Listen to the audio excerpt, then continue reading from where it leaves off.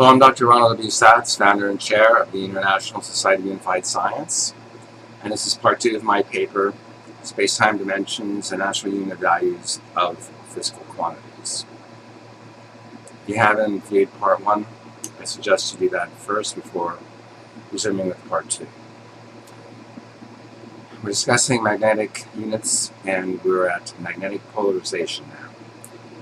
This has the same dimensions as magnetic flux density. So as usual, we have natural unit values expressed as seconds squared per centimeter to the fourth. CGS size is E mu cm squared, and Webers per meter squared. That's for the time-space region, and then similarly for the time region.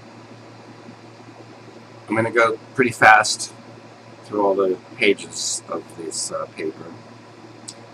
So be sure to download a free copy at transpower.wordpress.com where you can study it at your own pace. Magnetic inductance. By reason of consistency with the resistance units, only the time-space values apply here. So you can see that inductance has the same dimensions as mass. Natural unit value in SI comes out to be 1.34398 times 10 to the minus 4 henries. And here we have a check on the energy calculations, so we know it's correct. Magnetization has the same dimensions and natural units as magnetic field intensity, so we won't dwell on that very much.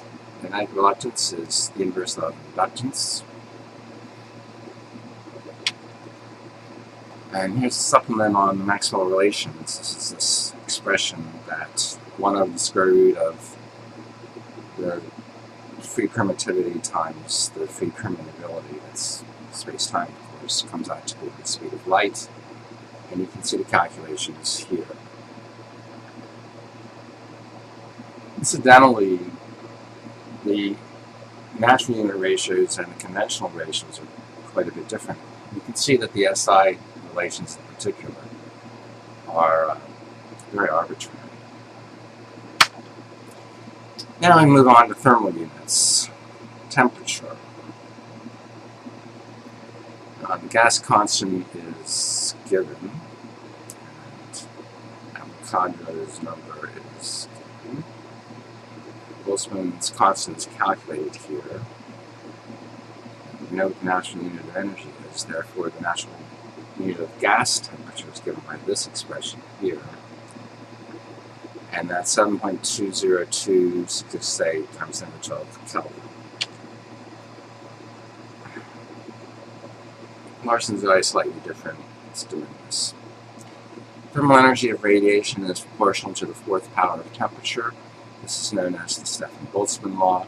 When thermal motion reaches the time region boundary, the thermal energy becomes proportional to the 3rd power of the temperature. Hence, for the vapor state, the natural unit value is 4.396631 times 10 to the 9 K. Larson points out, reference to page 59, that thermal motion is the motion of matter and involves the 2/9 vibrational addition to the rotationally distributed linear motion of the atoms. This reduces the effective temperature by the factor 1 plus 2 divided by 9. So,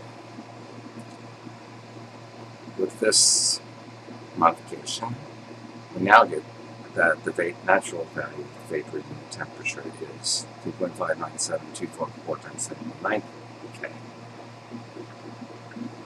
And the uncertainty in the Boltzmann constant, we can keep using Larson's values. Again, the difference is doing this.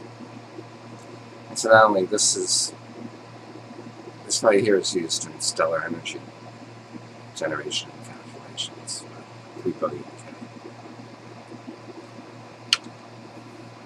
For all the condensed states of matter, solids, and liquids, we reduce the above 3-dimensional unit to the 1-dimensional basis in all 1/3.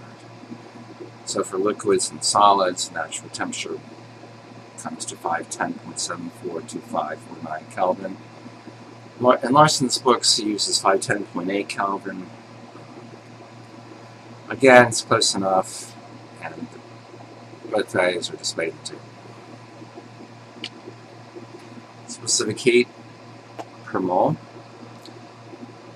And here's the calculation, and so we get for an ideal gas, it's 2.79018 seconds per centimeters per mole per K, and this comes out to being 2.980350 cal per mole per Kelvin, or 12.478129 joule per mole per Kelvin.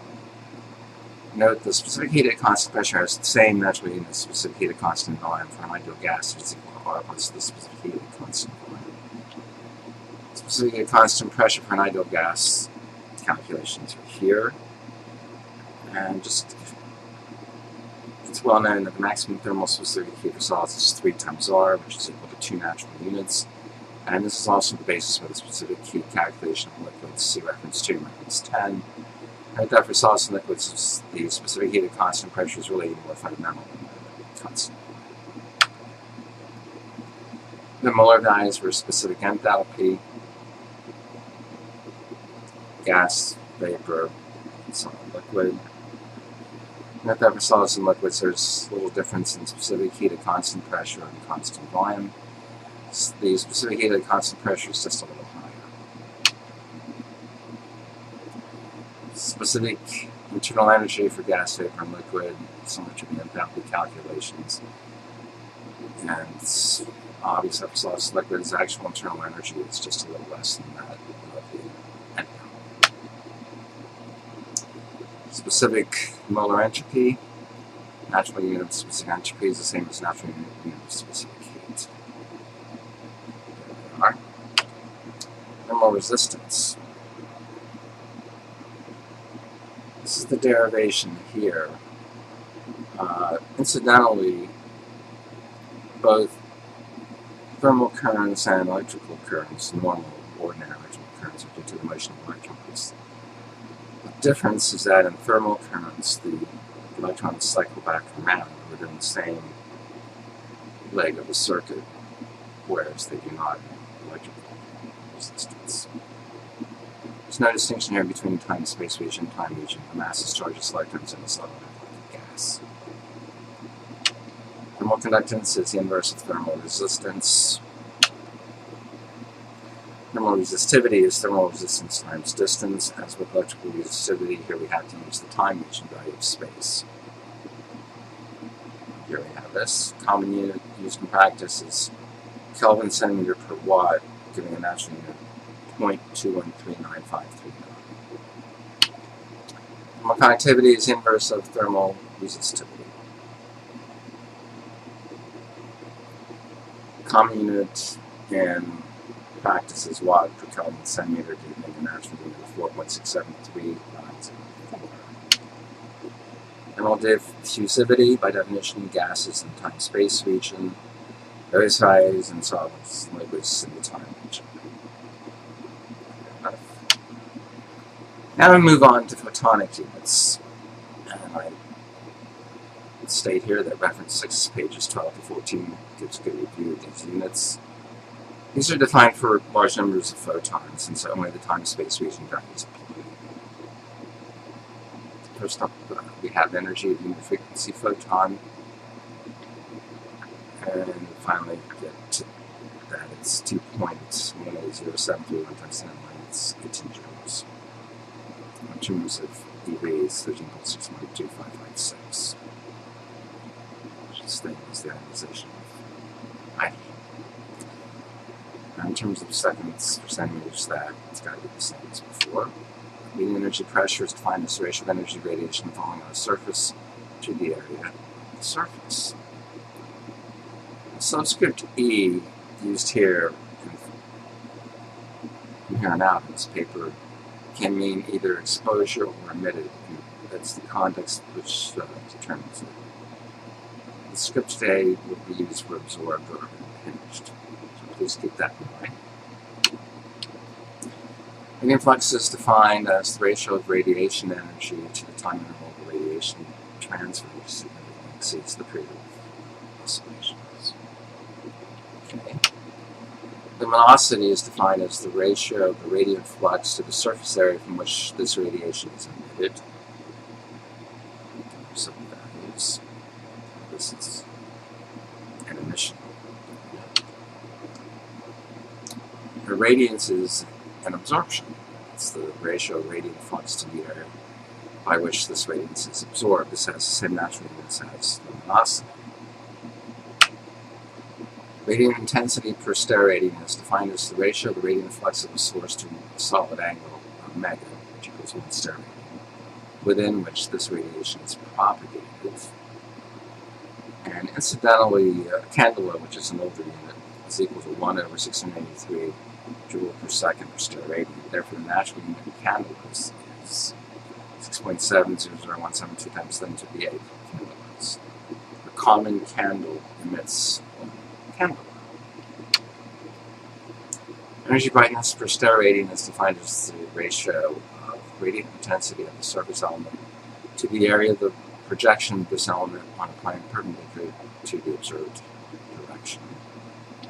There you have values per stereo. Luminous flux of a solid angle of 1 stereo is defined as the product of the light intensity and the solid angle. Incidentally, a lumen is equal to 1 candela times 1 stereo. Luminous energy is equal to luminous flux produced over time during which the luminous flux is emitted or received.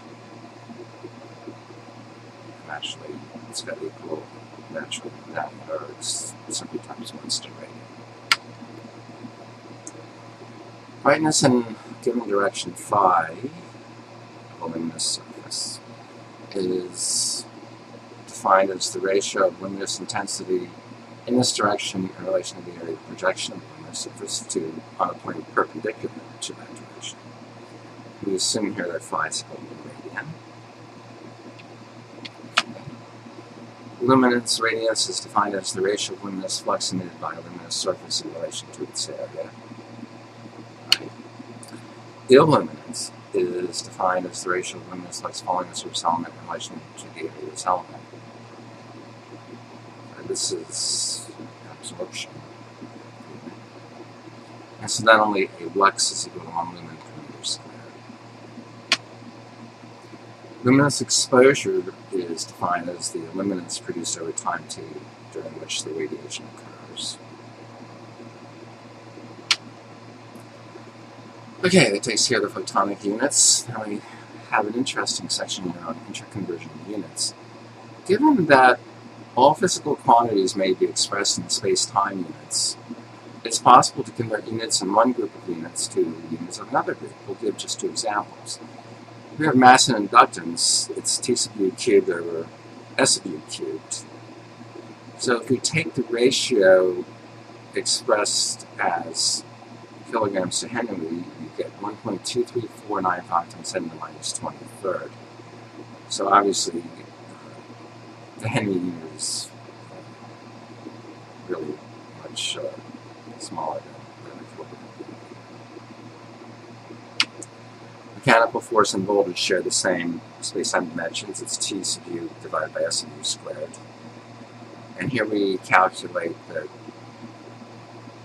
it's 3.514206 times 10 to the minus 12 newtons per volts. Now we come to our summary table.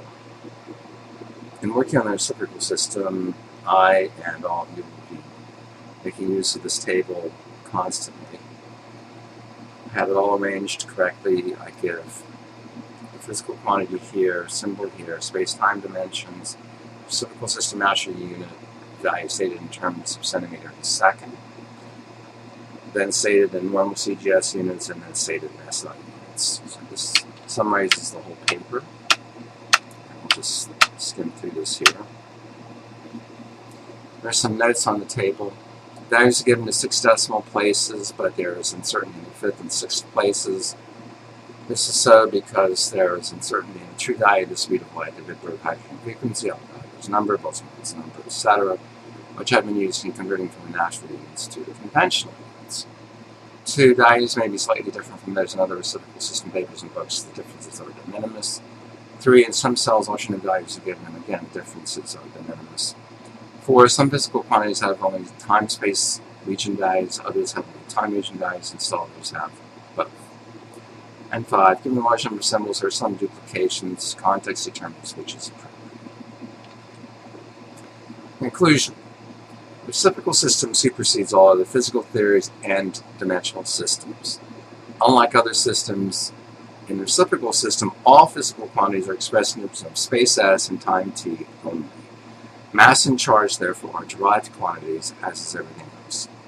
This paper adds to existing reciprocal system literature in providing the natural unit values in CGS and SI of not only the mechanical and electrical quantities, but also the magnetic and thermal and photonic quantities. Our community tables included summarizing the results. Acknowledgements. Funding for this work came from my company, Transpower Corporation. Of course, great thanks go to Dewey B. Larson, who served as my theoretical physics mentor from 1965 until his death in 1990. He was by far the most intelligent and most logical of any individual I've ever known. And then we have the references. First, Larson's first two books here, and then Eschbach's Handbook of Engineering Fundamentals, which has a very good description of dimensional systems. And various physics books, etc. Some of my papers come next. And let's go to the Appendix 1. Determination of reciprocal system natural unit value for atomic diameter. Remember, in the reciprocal system, there are no circulating electrons around a nucleus. The size of the atom is the same as the size of the so-called nucleus of conventional theory. See reference 11 for the derivation of the reciprocal system alpha particle scattering equations. The impact parameter, which is the effective radius of the target atom, is given by this expression here, B, where Kg is the repulsion coefficient, and K is kinetic energy of the alpha particle, and theta is resultant scattering angle. Repulsion coefficient is expressed thusly. The factor ln Tm depends on the rotation characteristics of the target atom. Is not importance here. What we're looking for is the coefficient for equation A1. The usual alpha particle energy is 7.03 times 10 minus 13 joules, or 4.39 million electron volts. The value of theta is usually set to 6.5 degrees to determine the effective size of the target atom. Therefore, that's theta. Plugging the numbers in, we calculate that the diameter is 0.359 times 10 minus 15 meters, which is the value used in the paper proper. Use of this value together with the calculation of LNTM gives rise for atomic diameter, which are very close to this calculated by 2 times R0 times A, which is the atomic mass up to 1/3 power. The nucleus of conventional theory, R0's so-called Fermi rate is an A's mass. So we're very close here. Now, Appendix 2. Special dimensions for an atomic distance calculations in the time region. Larson explains this very clearly in reference to pages 6 and 7. As explained in introducing the concept of the time region in Chapter 8 of Volume 1, equivalent space 1 over t replaces space in the time region, and velocity is therefore 1 over t squared. Energy, the one-dimensional equivalent of mass, which takes the place of mass in the time region expression of the force equation, because 3 rotations of the atom act separately rather than jointly in this region, is the reciprocal of this expression, or t squared. Acceleration is velocity divided by time, 1 over t cubed.